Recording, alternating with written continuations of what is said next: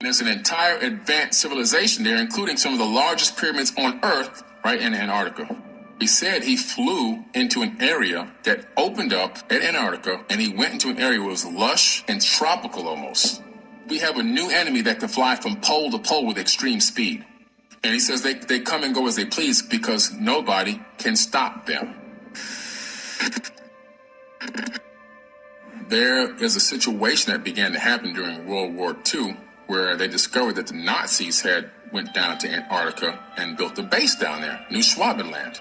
They were like, wait a minute, why in the world would they go to this desolate place? What's down there that they would want to go through the harsh weather and risk everything, risk even their lives to be down there and build a base? Now, there's an incredible story that was in Admiral Byrd's diary that was found by his kids, where he said he flew into an area that opened up at Antarctica, and he went into an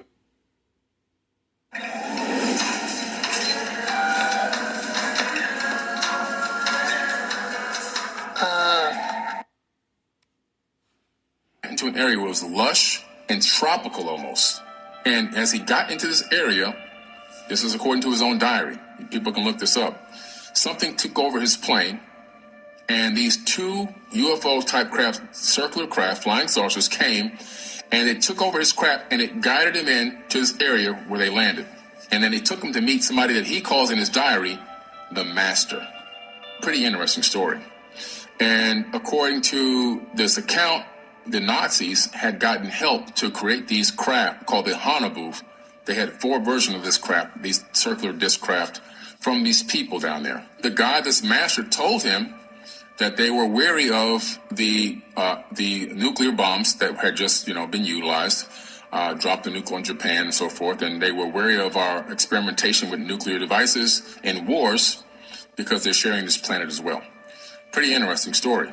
And so, all of a sudden, Admiral Byrd's going down there with a fleet, not just a small fleet. He took over 3,000 people with him. This was a huge expedition. It was a military expedition.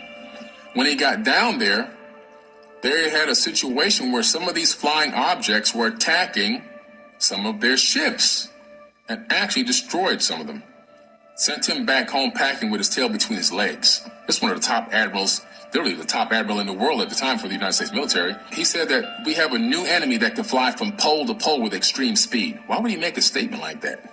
And then all of a sudden, these Nazi, they are rumored to have these craft, which some of the designs have been found, called Haunebu. And these Haunebu craft had the capability of utilizing a couple different forms of propulsion. One was jets, so they could take off vertically. They had little jets that would thrust and take off vertically. But then from there, they can shoot off horizontally. Well, they were using a device that was spinning in the center of the craft. And what it appears to be is they began to copy technology from the ancient Indian Vedas, because Hitler was sending his people all around the world to get knowledge on ancient technology. That's how they found these people in Antarctica. He even sent people to Tibet, Nazis to Tibet, to talk to the people in Tibet to find out about this ancient technology. He found out about Vimanas, and these people supposedly in Antarctica helped him develop a couple of them, where they use a ferrofluid vortex engine. A ferrofluid is a liquid metal like mercury. And in the ancient Indian Vedas, if you take mercury and rotate it at a high rotation, a high RPM, and electrify it, you get something called anti-gravity. So he was utilizing something that had rotating discs underneath these round craft, according to eyewitness accounts, and also the schematics that were discovered during the collapse of Nazi Germany. And it's pretty interesting that I think besides the uranium that's down there in Antarctica, which obviously you know what uranium is used for, right? Nuclear power plants and also nuclear weapons. There's mountains. Admiral Byrd said there were mountains of coal with no ice caps. No ice caps, his exact words. And I can give you a copy to this video. His own mouth is saying, no ice. Mountains of coal that can satisfy the world's need for coal for a very, very, very long time. Also, there's plutonium down there. Again, so uranium and plutonium, we know that if you have a high level of plutonium and uranium, it's one of the easier elements that you can separate the atoms. You can split atoms very easily, which makes it high use for weaponry and also power plants. So that's why the government wanted access down there. That's why the Germans wanted access down there. And that's why after Germany fell, we had Project Paperclip, where we took all the scientists from Germany that had learned all this wisdom and knowledge, and we brought them to America. People think Project Paperclip was just a small number of Nazis. We took over 2,000 Nazis with us and brought them to America and put them in positions of power over technology companies, the CIA, the space program at NASA, and so forth and so on. And we began to develop these technologies. So in a weird kind of way, America became the Fourth Reich, to be honest with you. And I know that they were developing at the time Haunebu number 4, which supposedly Hitler never got killed. He escaped in Haunebu number 4 to Argentina, which is very, very close to where? Antarctica. If you look at Google Sky right now on the computer and look down on Antarctica, you'll find bases from research bases from every major country in the world there. And you'll also find the Rockefeller Foundation base as well. So Admiral Byrd was right. All the technology and research is the number one place in the world for technology research is right down there in Antarctica. I believe that as the ice is melting, they're finding remnants of an ancient civilization. We know that Antarctica was not a frozen tundra for 12 million years, like mainstream science says 12 million years to build up all this ice. No, that's not accurate. We know this because of the Perry-Reese map. The Perry-Reese map shows Antarctica what it looked like without ice on it, and that's not even that old. So we know that Antarctica shifted into that spot. How? Because we know that Antarctica is surrounded by tectonic plates. And so that landmass was on a plate that slipped and there was something called a pole shift of the crust of the Earth, which shifted it from a more habitable climate into the position it is now. And that's why the animals that are being uncovered from the ice were flash frozen with undigested. First off, if you haven't made money with AI yet, don't worry. AI is the biggest wealth building opportunity. Digested food in their stomachs. And there's an entire advanced civilization there, including some of the largest pyramids on Earth, right in Antarctica. Like they make the one at Giza, the Great Pyramid, look like, a buggy, a dune buggy. I mean, these things are super massive. There's only a couple things we know. Like one of the pyramids is 2 kilometers by 2 kilometers by 2 kilometers by 2 kilometers at the base. Wow. The height is just, it's massive. It's way up there. Like, it's in the thousands of feet. But also, one former military person that was a source for Linda Moulton Howe, this was on a documentary she was in. She said that source told her, after going down there for research, I guess in private security, that it was still emitting some type of exotic energy, which is pretty interesting because that was the second time I heard a statement like that. The first time was on a documentary that came on Discovery Channel about the Bermuda Triangle, where they found those pyramids off the coast of Cuba down there. Right, which is clearly scanned. Everybody knows that they exist. But this guy was taking he would get off the boat and take like a dinghy out to float to the center area. And he said the same thing. Some type of exotic energy was draining his batteries on his cameras. He had to try 3 times to get this thing recorded properly. He said exotic energy. And what's interesting is if you take a perfect line and draw it from the tip of the Bermuda Triangle, the center of the Bermuda Triangle, straight through the Earth, you come out at the Yonaguni Pyramid at the Dragon's Triangle in Japan, which is also rumored to have disappearances and exotic energy and all this other crazy stuff. So in some way, these pyramid structures around the world are all linked with potentially portals of some type or energetic portals. The Antarctica Treaty. Do you know about this? Yeah, that treaty was to allow peaceful collaboration of research and science down there, no war zone. You can actually go down there. There's a guy who's got a new show on my TV network his name is Brad Olson. It's called The Secrets of Antarctica. He went down there, and so we're documenting the whole thing. He went down there. He pulled up on the research facilities. He had to get approval to come on land. They wouldn't let him inside of the facilities, but he did get a chance to go down there. So people who say it's impenetrable and no civilian can get there, that's actually not true. You actually can. It's very expensive and it's very taxing on the body, but you can get down there.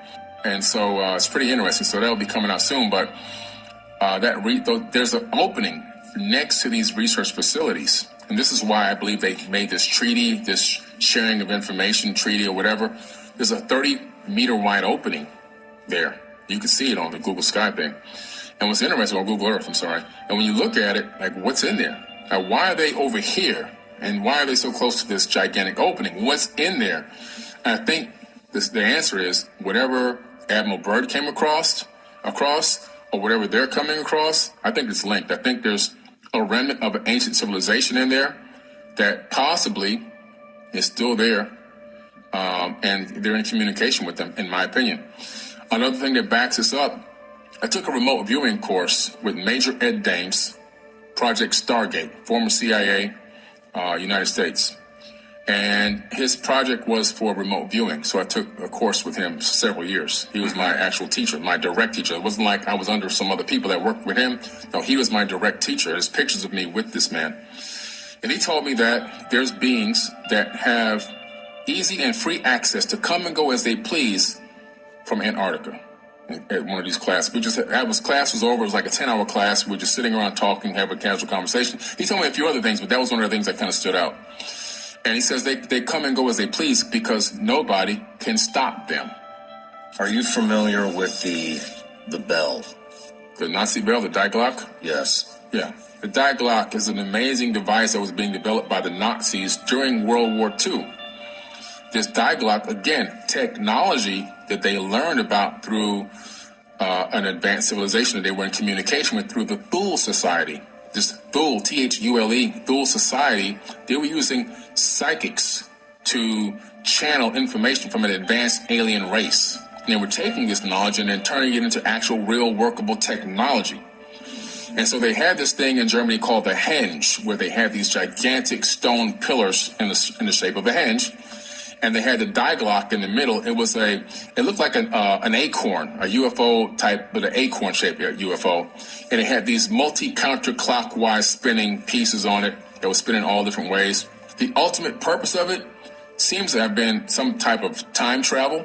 And this thing at one point, based on eyewitness accounts, it's turned on and activated and it disappeared from the henge.